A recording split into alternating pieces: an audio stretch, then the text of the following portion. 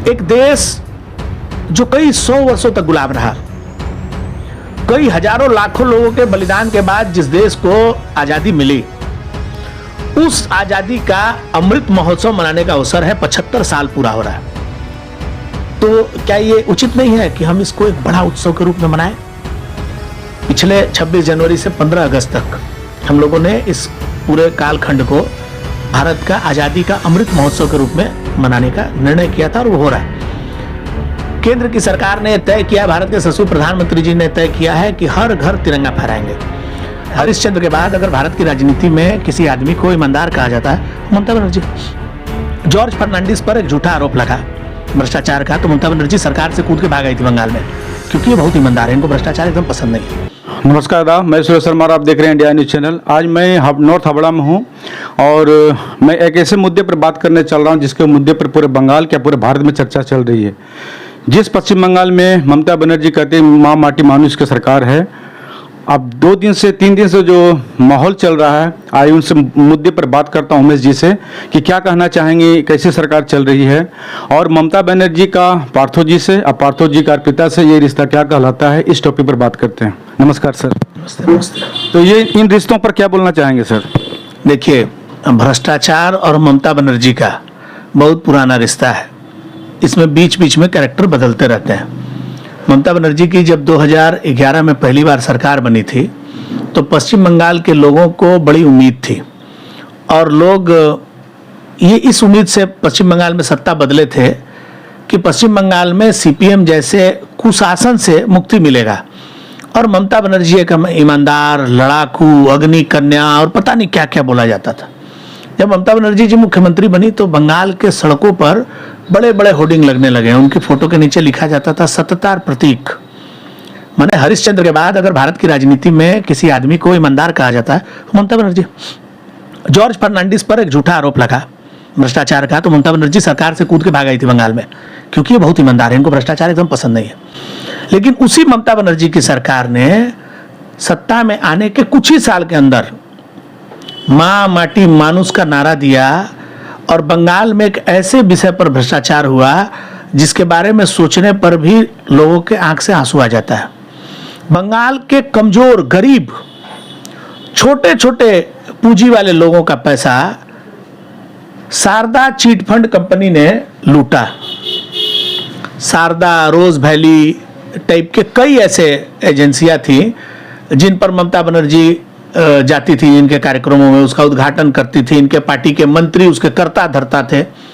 और शारदा, रोज वैली जैसे कंपनियों के नाम पर बंगाल के छोटे रोज कमाने खाने वाले लोगों का पैसा हजारों करोड़ रुपया का गबन हुआ, जिसमें ममता बनर्जी के पार्टी के सांसद जेल में क्विंटल में गए और केजी में आए। इनके पार्टी के तब के प्रवक्ता, अभी फिर दोबारा प्रवक्ता बने हैं, वो जेल गए। उस केस में अभी कई लोग जेल में हैं। उस केस में इनके कई और नेताओं का नाम आया जिनको आज तक ईडी बुलाती है, कई चीट फंड कंपनियों का। तो पता लगा कि पूरे देश में सबसे बेसी चीट फंड कंपनी बंगाल में है और उसका उसी पैसा से तृणमूल कांग्रेस का पूरा राजनीतिक क्रियाकलाप चला और ये 2016 का चुनाव चीट फंड के पैसे से ही तृणमूल कांग्रेस लड़ी। ठीक है, जब 2016 का चुनाव आया तो तृणमूल कांग्रेस का एक नया चरित्र देखने को मिला, वो था कट मनी सिंडिकेट। 16 के बाद बंगाल में नया शब्द चला, हर चीज में कट मनी। कोई काम करिए बिना पैसे का नहीं होगा। बर्थ सर्टिफिकेट, डेथ सर्टिफिकेट से लेकर अपने घर का छज्जा भी बनाना है, टीना भी बदलवाना है, पानी का कनेक्शन लेना है, कुछ भी करना है बिना कट मनी के नहीं होगा। इसको स्वीकार किया है खुद तृणमूल कांग्रेस ने। तृणमूल कांग्रेस के सांसद दोला सेन ने आसनसोल के एक सभा में सार्वजनिक रूप से अपने कार्यकर्ताओं को कहा कि आपने जितना भी रुपया पब्लिक से लिया है पूरी ईमानदारी के साथ 4 आना रख लो और 12 आना पार्टी फंड में डाल दो। ममता बनर्जी ने कई जगह सार्वजनिक मंचों से कहा है 100 बेकाए का खावे ना, बेसी खेले शरीर खराब हो जावे। उसके बाद उसका अपग्रेड वर्जन आया 2021 के पहले। कोयला पचार, पचार शब्द बंगाल में कहा जाता है। कोयले का तस्करी, बालू का तस्करी, लोहे का तस्करी, गाय की तस्करी, लड़कियों की तस्करी, सोना की तस्करी में सीधे सीधे ममता बनर्जी के उत्तराधिकारी अभिषेक बनर्जी का नाम आ रहा है। रेड हो रहे हैं, लोग पकड़े जा रहे हैं। सोना के साथ इनकी बहू ममता बनर्जी की पकड़ी गई एयरपोर्ट पे, पूरे बंगाल ने देखा। इनके भतीजे के नाम पर दुनिया भर का समन आता है। ये पूरा का पूरा प्रक्रिया, ये पूरी पार्टी भ्रष्ट है। इस पार्टी के नेता को जब फिरहाद हकीम को कुछ दिन पहले जब सीबीआई ने बुलाया तो ममता बनर्जी घेराव कर दी, धरना पर बैठ गई। राजीव कुमार को जब सीबीआई ने बुलाया तो धरना पर बैठ गए। पार्थो चटर्जी को पकड़ा है, धरना पे नहीं बैठी है। समझ में नहीं आ रहा ममता बनर्जी पार्थो चटर्जी को खुद ही पकड़वाना चाहती थी क्या? ये पूरा दाल जो है ना, पूरा का दाल काला है। सर, जैसा कि एजुकेशन किसी भी राष्ट्र के लिए, समाज के लिए बहुत बड़ी चीज़ होती है, और ऐसे मामले में घोटाला जा रहा है जिसमें शिक्षा का मामला है, जो किसी भी राष्ट्र को महान बनाता है। बिना शिक्षा का व्यक्ति पशु के समान है। ऐसे मामले में घोटाला किया गया, इस पर आप क्या बोलेंगे? देखिए, हम लोग जमीन से जुड़े हुए लोग हैं। मैं प्रत्यक्षदर्शी हूं ऐसी घटनाओं का। जब ये पूरा प्रक्रिया हो रहा था 2016 के समय में, ये इसकी नियुक्तियों का मामला तो कुछ 2014 से ही है। 2016 के समय में एकदम बाजार में दुकान खुल गया। प्राइमरी टीचर 7 लाख रुपया, अपर प्राइमरी 10 लाख रुपया, सेकेंडरी टीचर 12 लाख रुपया, दुकान खुल गया था। मैं व्यक्तिगत रूप से तृणमूल कांग्रेस के कई ऐसे नेताओं को जानता हूं जिन्होंने दुकान खोला था और लोगों को बोलते थे कि भाई किसी का है तो मेरे पास लाओ, अपना लोग होगा तो कुछ कम करा देंगे। मैं ऐसे भी कुछ लोगों को जानता हूं जो पैसा देकर नौकरी कर रहे हैं इसी हावड़ा के। मैं बहुत ऐसे लोगों को जानता हूं जिनकी रुपए देकर नौकरी हुई है। अब ये कुछ कोई माने छुपा हुआ कुछ नहीं था। उमेश राय को पता है, शर्मा जी को पता है, ममता बनर्जी को पता नहीं है। उनके पार्टी के एमएलए नाम लिस्ट बना बना के भेजते थे और उसमें कमीशन खाते थे। चलो भाई 10-12 लाख लिए, 10 लाख वहां दे रहे हैं।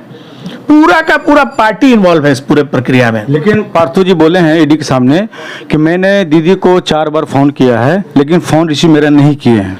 अब बात समझिए, पार्थो जी अकेले तो पैसा खाए नहीं। पार्थो जी, आपको क्या लगता है कि अर्पिता के घर में जो पैसा है वो क्या टीचर वैकेंसी का पैसा है?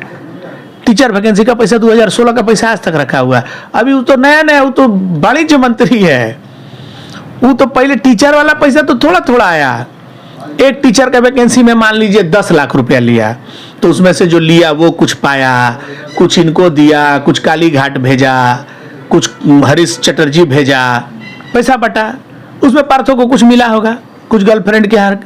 अभी तो वो बड़ा मंत्री है। अभी पूरे बंगाल का उद्योग वाणिज्य सब उनके हाथ में है। अभी तो पूरा का पूरा बंगाल बेचना है। ऐसे पेट इतना बड़ा थोड़ी ना हुआ है। अब आपको एक चीज समझना होगा, जो व्यक्ति शिक्षक की नियुक्ति बेच सकता है, आपको कभी मौका मिला है? मैं आपको बताऊं, 2013 में मेरी पत्नी पार्षद का चुनाव जीती थी नवंबर में। 2014 में एसएससी के परीक्षार्थी आंदोलन कर रहे थे सॉल्ट लेक में। हम लोग 2014 में उस आंदोलन में गए थे। जिन बच्चों ने परीक्षा पास किया, जिनका मेरिट लिस्ट में नाम आया, उनका इंटरव्यू नहीं होकर दूसरे कोई का नौकरी हो गया। ये तब से चल रहा है। मैंने टीएमसी को जिस दिन मौका मिला उसी दिन से चोरी कर रहा है। Very first day. ऐसा नहीं है कि तीसरी बार सरकार बना तो भ्रष्ट हो गए ना। 2011 में सरकार बना, ये लोग 2 साल का बाद से लूटना शुरू कर दिया। मैं अभी कुछ दिनों पहले भारत के यशस्वी शिक्षा मंत्री जी कलकत्ता आए थे। उनसे मिलने के लिए एसएससी, एसएलटी, अपर प्राइमरी और वर्क एजुकेशन, फिजिकल एजुकेशन के जो परीक्षार्थी थे, अभ्यर्थी थे, वो सब लोग डिपुटेशन देने आए थे। सौभाग्य से मैं वहीं था, मंत्री जी के साथ प्रोटोकॉल में मैं था वहां। उनकी बात सुनने के बाद में शरीर के रोंगटे खड़े हो गए। जिन बच्चों की नियुक्तियां होने वाली थी, जो पास किए हैं, उनके जगह पर दूसरे लोगों को कोरोना के समय में अंधेरी रात में जब लोग घर से नहीं निकल रहे थे, एसएमएस कर करके नियुक्ति किया गया। 15,000 लोगों को नियुक्ति किया गया, 15,000 को छोड़ दिया। वो 15,000 क्या है? जो लोग आंदोलन कर रहे थे, 5 प्रमुख लोग थे, उनको नौकरी दे दिया। बंदर बाट जैसे होता है, टीएमसी सरकार बंदर बाट की तरह से चलाती है। आप हल्ला करेंगे तो आपको कुछ हो जाएगा, पहले आपको डराएगा, मारेगा, पीटेगा। ये पूरे बंगाल में ये तो अभी एक विषय आपने देखा है। महाराष्ट्र के बाद क्या बीजेपी का नेक्स्ट मिशन पश्चिम बंगाल है? यहाँ कोई संदेह है? नहीं नहीं, मिशन क्या होता है? ये बीजेपी का मिशन था क्या महाराष्ट्र? बीजेपी विपक्ष का कहना है। अरे आप विपक्ष तो कुछ भी कहे, विपक्ष तो अभी सोनिया गांधी जा रही है तो उनके पार्टी के लोग धरना बैठे। नरेंद्र मोदी को समन हुआ था, अमित शाह को समन हुआ था, तो बीजेपी धरना बैठी थी। हमारे पार्टी का कोई नेता सुना है कि किसी को समन कर किया है किसी सरकार में तो बीजेपी ने आंदोलन किया हो? आपको पूछताछ के लिए बुलाया, आपको भारत के कानून व्यवस्था पर भरोसा नहीं है?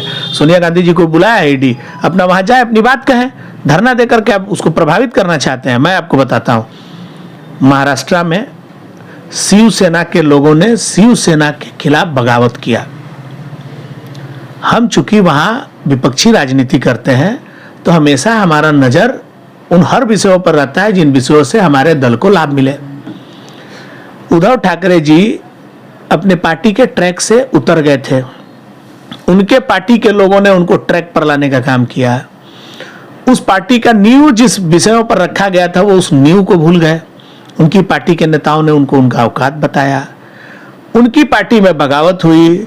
शिवसेना ही सरकार में है, भारतीय जनता पार्टी उसकी सहयोगी है, कुछ नहीं है।